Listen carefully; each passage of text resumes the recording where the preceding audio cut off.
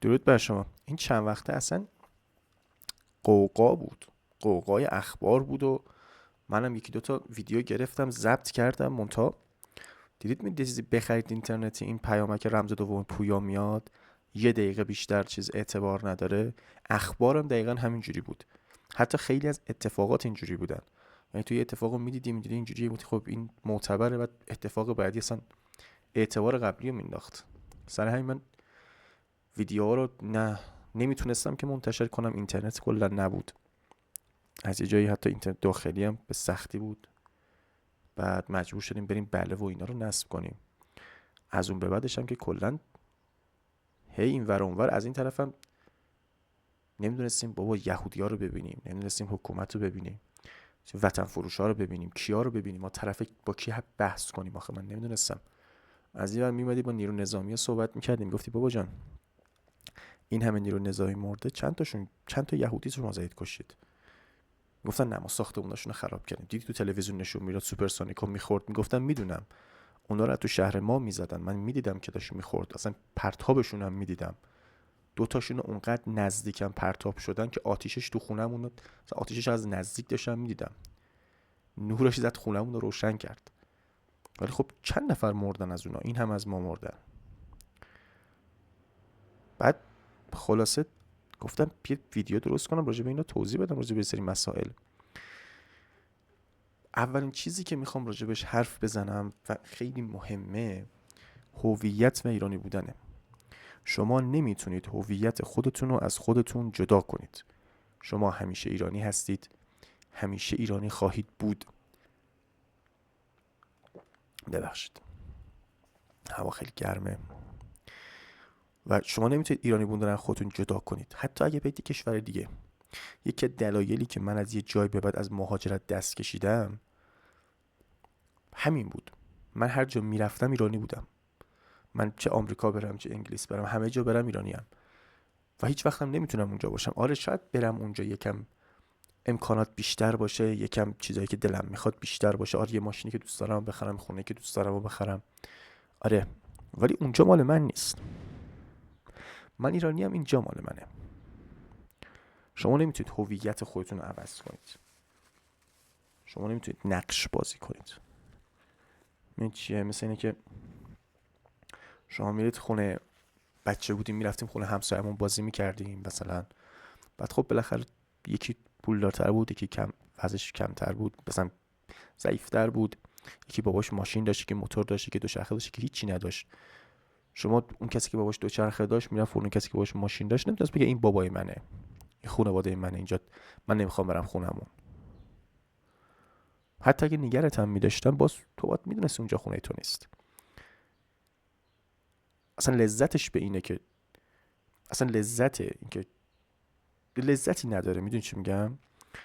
شما اینجایید هر چه قدم کوچیک باشی. ببین اینا مثلا ما موشک‌ها رو میزدن، یه سری مثلا یه ارقی داشتن، بالاخره گفتم بابا ما یه سری چیزا رو داریم که خارجی‌ها دارن میگن ایرانی‌ها اینا رو دارن. این ارقش به این بود. حالا شما میرفتید آمریکا قدرتمندترین کشور جهان، شما می‌خواستید به چی ذوق کنید؟ من آمریکایی ام، آره آمریکا روی ملت نیست، آمریکا به خاطر اینه که شما پاسپورت آمریکایی دارید. نه چرت و پرت. شما ایرانی هستید، همیشه هم ایرانی میمونید. حالا چرا باید عاشق ایران بود؟ حالا من با یه سری صحبت میکردم، میگفتن نه تو عاشق ایران باشی نباید، نمیتونی حکومت فلان کنی. اصلا حکومت و مملکت با هم متفاوتن. من عاشق ایران بودم، عاشق ایران هستم و عاشق ایران خواهم بود. عاشق گرمای سمنانم با اینکه سمنانی نیستم، عاشق کوههای البرزم، عاشق کوههای زاگرسم، عاشق دریام، عاشق همه چیشم، عاشق مردمشم با اینکه مردمش خیلی جاها اشتباه میکنن، متوهمن، خیلی رفتارهای اشتباهو دارن. شما باید عاشق ایران باشید. شما اگه میخواید تو این کشور پیشرفت کنید، باید عاشقش باشید. هیچ کشوری بزرگ نمیشه مگر اینکه مردم اون کشور عاشق اون کشور باشن. شما نمیتونید یه چیزی درست کنید. شما ازدواج کنید، ما حالا بیشتر راجع به زن و اینا حرف میزنیم تو چنلمون، ولی خب شما ازدواج بکنید، از اون زن خوشتون نیاد نمیتونید زندگی خوبی درست کنید. شاید حالا اولش همون نشناسید، خیلی رسمی و سنتی ازدواج کنید، هیچ اشکالی هم نداره، خیلی هم خوبه. منتها از یه جایی به بعد باید از اون طرف خوشتون بیاد، از رفتارش، از شخصیتش. اگه متنفر باشید ازش، نابود میکنید خودتون رو. شما اگه یه ماشینی بخرید، از ماشین بدتون بیاد، ماشین رو هی میکوبید اینور اونور. خونه همینجوره، کشورم همینجوره. باید عاشقش باشی تا درستش کنی، تا دلت براش بسوزه. تو وقتی میری تو خیابون راه میری، یه شکلات در میری، پوستش نندازی زمین. از این چیزای کوچیک شروع کنی تا وقتی میری سر کار درست کار کنی. ما کار میکردیم، این همکارامون توی تهران، حالا یه سریشون شیفتی شده بودن، یه سریشون 50% بودن. یه تنها کسی که دلش نمیخواست کار تعطیل بشه من بودم، چون میدونستم که ما اگه تعطیل بشیم دیگه مردم خودشونو میبازن. تو طرف بالاخره میرفت مغازه اینور اونور، به یه سری چیزای نیاز داشت که ما مجبور بودیم بهشون خدمات بدیم. چون من این کشور دوست دارم، دوست نداشتم ضعیف بشه، دوست داشتم تو اون جایی که حالا من میتونم در یه حد کوچیکی بهش کمک کنم، کمکمو بکنم. و همینقدر که شما عاشق کشوری میتونید حکومت متنفر باشی، شما اصلا هیچ منافاتی نداره که شما عاشق یک کشور باشی و با حکومتش جنگ داشته باشی. شما تا حالا نشده مثلا باباتون یا مادرتون یک کاری بکنه بهش بگید چه این کار اشتباهه، چرا این کار کردی؟ سرشو نمیبرید که بهش میگی اشتباهه. من روزی 1000 بار به مادرم میگم این کار اشتباهه، ما این کار کردی اشتباهه، اون کار کردی اشتباهه، بابا جان این کارو میکنی اشتباهه. به داداشم، برادرم. اون که حکومت ها میان و میرن، حکومت ها میان و میرن، ولی کشور میمونه، ملت میمونه. اون احمقایی که میگن ایران رو خراب کنیم، این ایران نیست، این حکومت جمهوری اسلامیه، یه مش احمقن، اونا خائنن. همون احمقایی که تو جام جهانی میگفتن ایران نباید ببره، اینا باید ببازن که جمهوری اسلامی ضعیف بشه، که نبود بهشون بگه آخه احمق. الان مثلا شوروی فوتبال بازی کرده برده. الان نمیگم درسته، حالا میگن شوروی اون زمان برده، ولی بالاخره تو اسم روسیه است الان، امتیازش برای روسیه است الان. آلمان همینجور. الان این آلمانی که میگن مثلا چند تا جام جهانی داره، 3 تا داره، 4 تا داره، فکر کنم 4 تا داره، 4 تاش آلمان نبرده که، فکر کنم 2 تاش آلمان برده، بقیه‌شو آلمان غربی و شرقی بودن. یکیشو که مطمئنم آلمان غربی بوده. من زیاد فوتبالم خوب نیست، چیزش تاریخچه فوتبالم، شما بهتر از من بلدید. حالا نمیام بگن هر بار میگن نه ببین آلمان 2 تاشو برده، یکیش مال آلمان غربیه، نه میگن آلمان 4 تا داره و خیلی چیزای دیگه اینجوریه. اصلا شما به عزت اون مردم نگاه کنید، وقتی ازشون میپرسید کشور چند تا جام جهانی داره، میگه 4 تا. حالا ما بیایم به عزت مردممون رو کم کنیم به خاطر اینکه با حکومت مخالفیم. همه یه چیزا اینجوریه. شما حکومت رو باید عوض کنید اگه میخواید. شما باید این آخوندا رو نابود کنید، نه که کشور رو نابود کنید. من داشتم این چند وقته نت نبود، اون اولش نت بود یکم ضعیف شده بود، ولی خب من باز نت داشتم، یه سری فیلم ها دانلود کردم داشتم نگاه میکردم راجع به انگلیس و اینا. این انگلیسی ها چقدر سیاست دارن، چقدر سیاست دارن این عوضی ها. مثلا داشتم راجع به تاریخشون نگاه میکردم، راجع به ملکه هاشون، با اینکه تو انگلیسی ها هم خائن هست، منتها مردمشون همیشه خائنا رو کشتن. شما ببینید مثلا اینا کدوم پادشاهشون بود؟ ادوارد پنجم بود، چیشی پنجم بود، هنری پنجم. وقتی میمیره هنری یه دختر داشته، دختر بچه دار نمیشه، این میمیره، اون یکی دخترش میاد ملکه میشه. یعنی یکی دخترش ملکه میشه میمیره، اون یکی دختر ملکه میشه. خب دختر اینا همشون خب چیز بودن، کاتولیک بودن، اون یکی دختره پروتستان بوده. اینا باش لج میکنن، یه سریا میان بکشنش، ولی خب بقیه مسیحی‌ها کشور رو به دین ارجعیت میدن. ببین چقدر فهم داشتن اون موقع. خیلی هم مردای ما الان این فهمو ندارن. کشور رو به دین ارجعیت میدن، میان خائنا رو میکشن، پشت ملکه‌شون وال میسن، ملکه الیزابت اول. و همینجوری میشه که کشورشون پیشرفت میکنه. و همون موقع که اسپانیا که قدرتمند بوده اسپانیا رو نابود میکنن، میشن همون موقع اصلا میان کشور قدرتمند میشن، میرن آمریکا رو میگیرن، از اونور کانادا رو میگیرن، از استرالیا رو میگیرن، خیلی کشورهای دیگر رو میان مستعمره خودشون میکنن و خیلی قدرتمند میشن و میشن جزو ثروتمندترین کشور جهان. فقط چرا؟ چون خیانت نمیکنن. اشکال نداره شما با این حکومت منم مخالفم، منم از آخوندا بدم میاد، من از مسلمونا بدم میاد، من از این پرچم از همین پرچمی که اینجا هست بدم میاد، از اینکه خون ایرانی تو این کشور بی ارزشه بدم میاد، از اینکه میان میگن آره ما حکومت ما جنگو بردیم، این همه شهید دادیم، از اینکه شهید دادن افتخاره. هیچ ایرانی نباید کشته بشه تو هیچ جنگی. همه دنیا باید به ما احترام بذارن، نه اینکه ما ایرانی‌ها کشته بشن و با اینا با افتخار بگن که ایرانی‌ها شهید شدن. چرا مردم کشور من باید کشته بشن، شهید بشن؟ اصلا شهادت یه چیز مزخرفیه به اسم برای خر کردن مردم. نه اشکال نداره آدم تلاششو بکنه به جنگ برای مردمش، برای کشورش، و حالا کشته بشه. ولی کشته شدن توی جنگ نباید هدف باشه که حالا اینا بیان انقدر گندش کنن. اینا همه خائنن. حالا انگلیسی‌ها رو نگاه کنید، کشور خوب، بعد بیاید آلمانا رو نگاه کنید، این همه مهندس، این همه قدرتمند، بعد تو جنگ جهانی دوم خودشون رفتن به خودشون خیانت کردن، میرفتن آمریکا زندگی میکردن. برای چی؟ که حالا مثلا با هیتلر مخالف بودن. همین هم شد که به گای سگ رفتن هم توی آلمان هم توی آمریکا. همین بیتوها رو کی ساخته؟ همین بیتوها رو آلمانیا ساختن دیگه. طرحهای اولش آلمانیا دادن، بعد آلمانیا توی خود آمریکا درستشون کردن. خائن نباشید، خائنا کشور رو نابود میکنن. ما تو این کشور خائن زیاد داریم. مشکل ما اینه که خائن زیاد داریم. طرف خیال میکنه اسرائیل دوستشه، حالا ما راجع به اینم صحبت میکنیم، طرف خیال میکنه اسرائیل دوستشه، فردا حکومت میاد میده دست این، اون سوسخرسی هم میذارن پادشاه. راجع به اینکه جنگ رو بردیم یا باختیم خیلی ساده است، همتون میتونید تصمیم بگیرید. ما چند تا موشک زدیم، اونا چیکار کردن؟ پهپاداشونو جتاشو میاد بالا سر ما. چند نفر از ما مردن؟ حدوداً 800 خورده‌ای.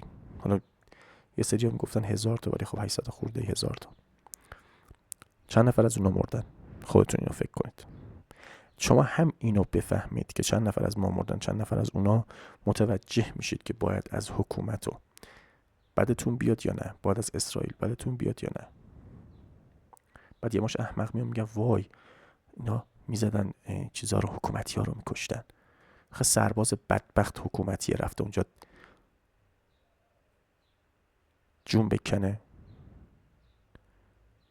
خیلی سرباز چی کار کنه؟ دو سال سربازی بده، بعد حالا افتاده مرده، حالا یه اسم شهیدن بهش میدن تو 18 سالگی 20 سالگی.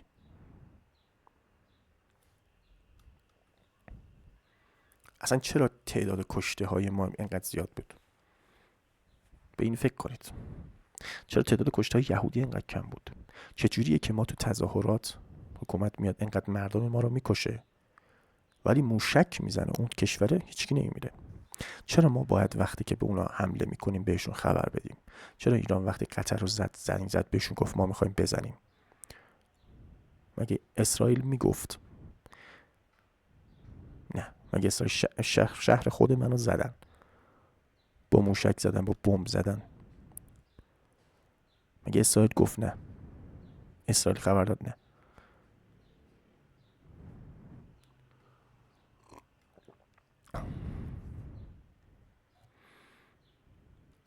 بعد حالا یه ماش احمق میان میگن نه ببین ما باید این حکومت رو فلان کنیم بیسار کنیم.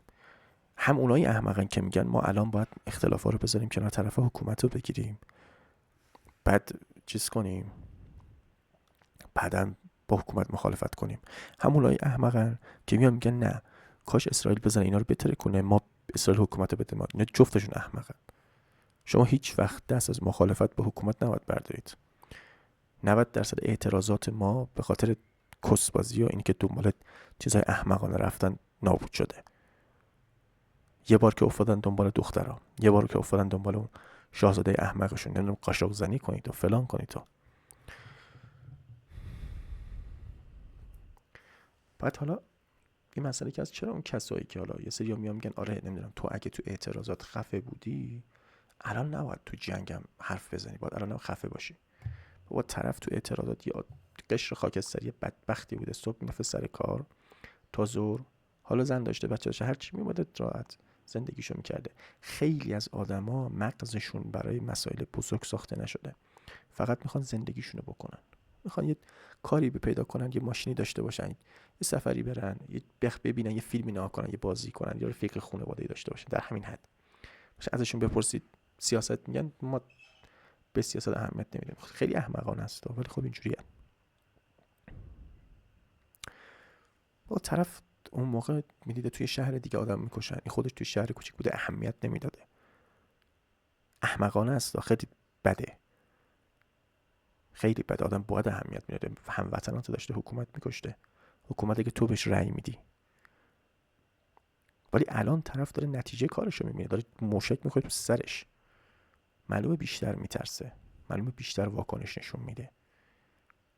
ولی این که تخیال میکنن اگه اون موقع طرفدار حکومت نبودن الان باید طرفدار حکومت باشن، باز این احمقانه است.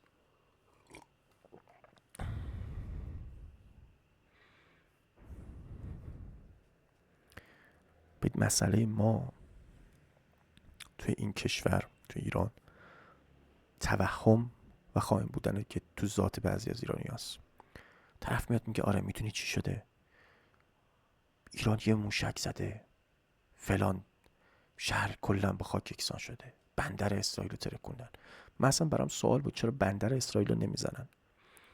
چرا نیروگاهاشو نزدن؟ چرا نیروگاه اتمیشو نزدن؟ وقتی اونا میزنن چرا شما نمیزنید؟ اصلا شما اول میزدید. یا خیلی مسائل دیگه.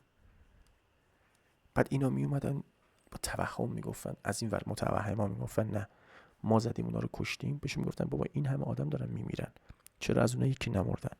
از اون طرف خائنا میگفتن باشه اینا دارن حکومتی‌ها رو میکشن، ما خوشحالیم. منم خوشحالم و منم خیلی ها رو کشتن خوشحالم. همین سلامی رو کشتن من خوشحالم. اون حرومزاده کی بود؟ هوافضای سپاه. اون این یکی هم خب میخواستم بکشنش که اسمش یادم نیست.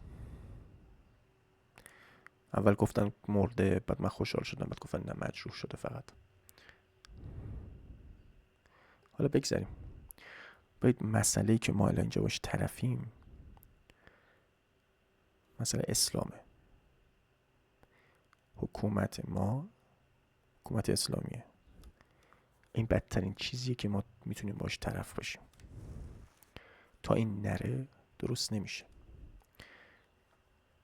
حالا خیلی ها حس میکنن نه، میدونید خیلی از کشورها هستن با یهودی ها دارن زندگی میکنن، ذات خیلی هم کشورهای خوبی هن، خیلی هم کشورهای پیشرفته هن.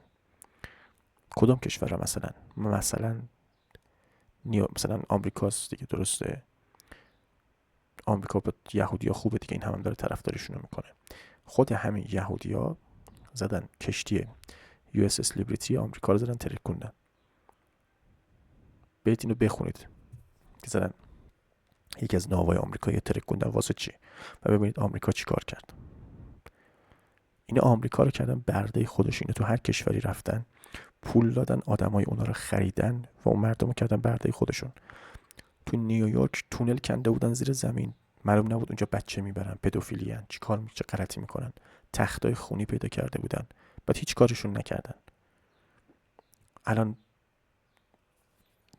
جزیره اپستین عملاً بچه میدزدیدن، حالا معلوم نبود این بدبختا رو کجا پیدا میکردن، میدادن به اینا که اینا باشون رابطه برقرار کنن، ازشون فیلم عکس میگرفتن، بعد مجبورشون میکردن کار که میخوان بکنن.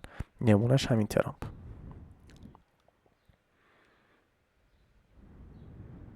شما باید اینو بفهمید که همین آخوندا رو همین یهودی‌ها و آمریکایی‌ها آوردن. اینا اگه به فکر شما بودن که آخوندا رو نمی آوردن.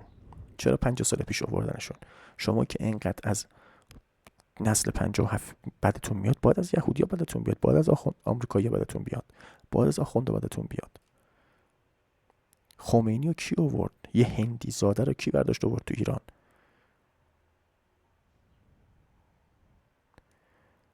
یه دفعه این همه آدم بودن، نسل در نسل ایرانی بودن، هیچ کدوم نتونست حکومت درست کنه. یه دفعه یه کسی از هند بلند شد اومد، از این طرف معروفش کردن، از اون طرف بردنش تو فرانسه، بهش خط مستقیم داده بودن که با آمریکا صحبت کنه. خط مستقیم. دوربین میرفت تو خونش، سخنرانی میکرد، هر چی میگفت مستقیم نوشته میشد، پخش میشد تو کل کشور. الان که الان خامنه‌ای با این خامنه‌ای بودنش حرف میزنه، تو کل کانالا نمیزنن که اون اونجوری پخش میکرد. بعد یه مش احمق میان میگن نه ببین این اسرائیلی آخوندا رو فلان میکنن، ما میایم فلان میشیم. بعد این سوس خرسی الدنگ نگاه، این جنده برمیداره میگه بزنشون اسرائیل، ایرانیا پشتن. اینا میاد پخشش میکنه. اون احمقی که اینو نوشته رو باید به جرم خیانت بکشن. یک. بعد یکی نیست بگه آخه جنده تو چته چی میگی؟ نگاه،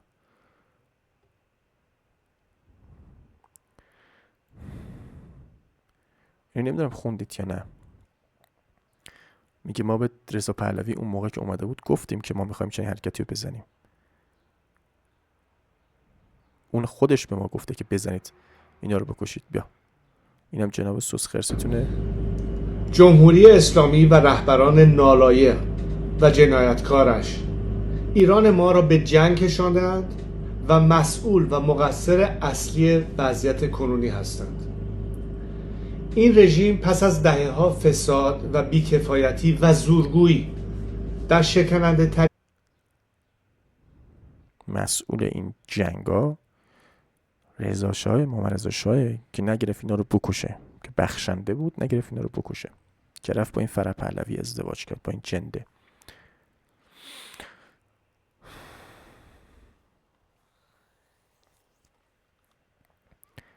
ما اگه اینقدر اپوزیسیون دادن، اصلا به نظر من کسی که توی کشور نیست نباید گوه بخوره راجع به شرایط کشور.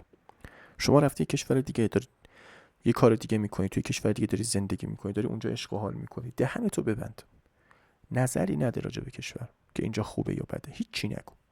به شما چه اینجا چه خوبه چه بده، به شما چه. هر اتفاقی میفته باید از داخل ایران اتفاق بیفته. من فکر میکنم وطن پرستامون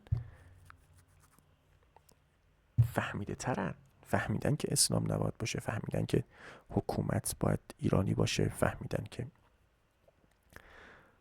ولی باز می باشون صحبت میکنه اینا از همه خرترن، اینا یه سریاشون واقعا از همه خرترن. بهش میگه آقا جان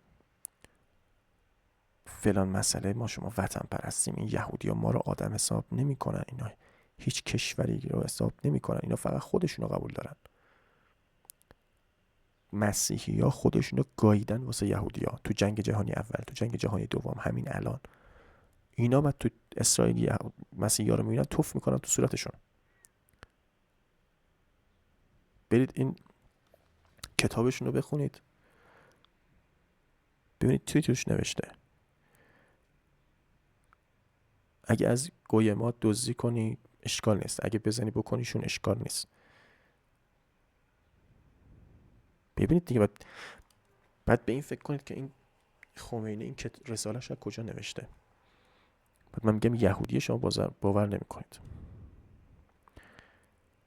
من نمیدونم چی میشه، من نه نظریه پردازم نه اونقدر اطلاعات سیاسی دارم مثل خیلی‌ها، نه اونقدر تجربه دارم. من یه ایرانی هم که دلم میسوزه واسه این شرایط که این مردم احمق رو میبینم، ولی میتونم بگم کاری که ما باید بکنیم اینه که اولا کشور رو دوست داشته باشیم، دوم از حکومت متنفر باشیم، دوم بدونیم هر مسلمونی که کم بشه یه طرفدار حکومت داره کم میشه. کارتون این باید باشه. اگه میخواید کشور پیشرفت کنه. تعداد مسلمان رو کم کنید، آخوندا رو کم کنید. نمیگم بکشیدشونو، نه، یه کاری کنید طرفدار آخوندا نباشن مردم. کم کم وقتی بفهمن اوکی میشه، تا شاید یه اتفاقی بیفته. من مثل خیلی‌ها دنبال یه کسی نیستم که چه میدونم یه نجات دهنده‌ای بیاد. حالا این اسکالات مسلمان‌ها رو مسخره میکنن، میگن اونا دنبال مهدی ان، بعد اینا خودشون دنبال شاهزادن. هی دنبال یکی هم بیاد نجاتشون بده. این قرار نیست از این اتفاقا بیفته. فقط امیدوارم هر اتفاقی که میفته تهش ایران و ایرانی پابرجا بمونه و تا وقتی من زندم ببینم اون موقعی رو که ما ایرانی یه حکومت وطن پرست داریم، یه حکومت ایرانی داریم که دلش برای مردم میسوزه، که به جای اینکه هم میاد موشک درست میکنه، هم ضد هوایی، هم پناهگاه، نه اینکه فقط موشک درست کنه بزنه، بعد وقتی اونا موشک زدن نه به مردم خبر بده، نه آژیر داشته باشه، نه پناهگاه داشته باشه، نه ضد هوایی داشته باشه، فقط 2 تا بذاره رو بیت رهبری که اون تک دست رو نجات بدن. همین. نقش زنها تو این موقعیت چیه؟ چند تا بچه‌ای از من میپرسیدن. نقش زنها اینه که خفشن. همینو بس. تا درود دیگر، بدرود.